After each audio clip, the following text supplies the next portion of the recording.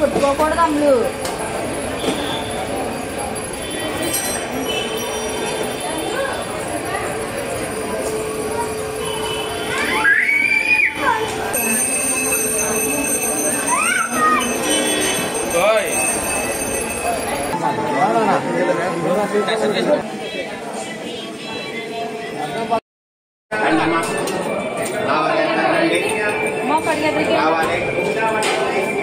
ఒకటి ఎదురుకే రామాయణ చూస్తే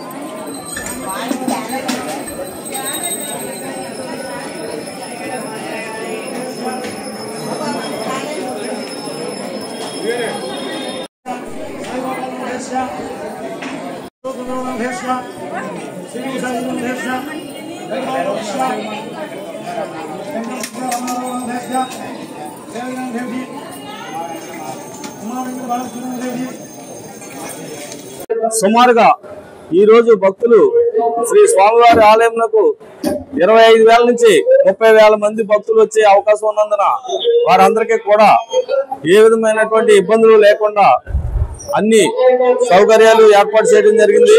ఉచిత క్యూ లైన్ ఏర్పాటు చేయడం మరియు ప్రత్యేక దర్శనం, అభిషేకాలు చేయించుకునేటువంటి భక్తులకు సెపరేట్ గా క్యూ లైన్స్ కూడా ఏర్పాటు చేయడం జరిగింది. వారందరికీ కూడా క్యూ లైన్స్ లో మంచినీటి సదుపాయం, అలాగే చిన్నపిల్లలకి మరియు వృద్ధులకు పాలు మరియు భక్తులచే ఉచిత ప్రసాద సౌకర్యం కూడా ఏర్పాటు చేయడం జరిగింది. అలాగే దూర ప్రాంతాల నుంచి వచ్చినటువంటి భక్తులకు మధ్యాహ్నం 12 గంటల నుండి భోజన వసతులు కూడా ఏర్పాటు చేయడం జరిగింది. వారందరికీ కూడా సర్వ పందిర్లు, లైటింగ్ తో ఆహ్లాదకరంగా సుందరీకరణగా అన్ని అలంకరణలు చేసి ఏ విధమైనటువంటి భక్తులకు ఇబ్బందులు కలగకుండా అన్ని ఏర్పాట్లు చేయడం జరిగింది.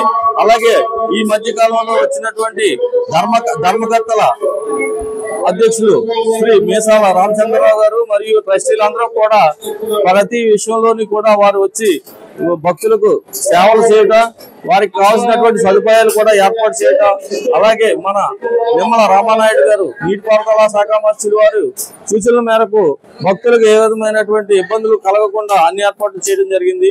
అలాగే మా పై అధికారులు ఎప్పటికప్పుడు వీసీల ద్వారా సూచనలు జారీ చేస్తున్నారు. వారి సూచనల మేరకు అన్ని సదుపాయాలు కూడా ఏర్పాటు చేయడం జరిగింది.